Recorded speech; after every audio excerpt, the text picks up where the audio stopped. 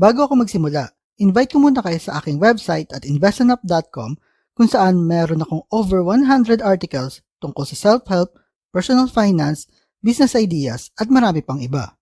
So simulan na natin ang ating video. Lately ay nakatanggap ako ng ganitong comment sa aking video.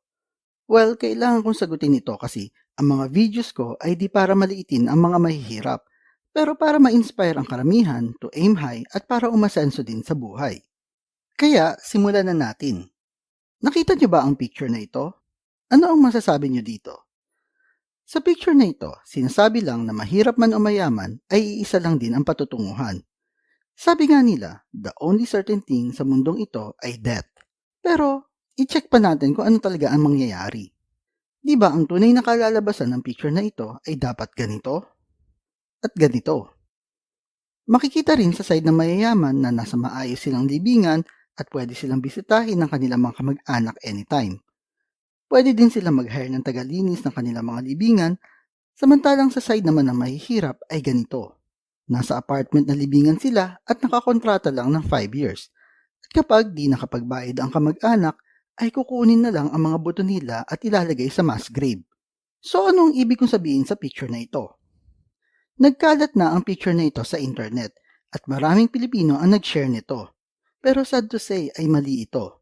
Ito ang reason kung bakit maraming Pilipino ang nagiging kontento na lang sa buhay at ayaw yumaman o guminhawa man lang ang buhay.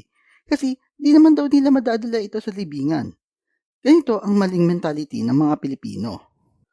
Naalala mo pa ba yung mga naririnig mo nung bata ka pa, yung mga sinasabi ng matatanda na pera lang yan o yung kahit yumaman ka ay di mo naman madadala sa libingan yan? Totoo, pero tanungin ko nga kayo. Kung pera lang talaga yan, bakit kailangan mong ubusin yung 8 hours ng buhay mo araw-araw para lang sa trabaho? Consider kasi natin ang pera bilang isang tool and it amplifies your personality. It amplifies who you are.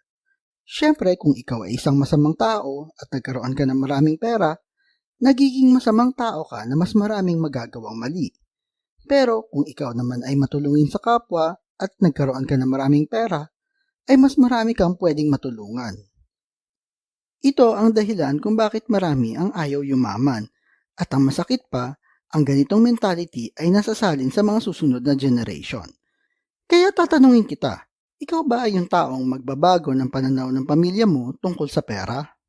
I hope na intindihan nyo ang ibig kong sabihin sa video na ito.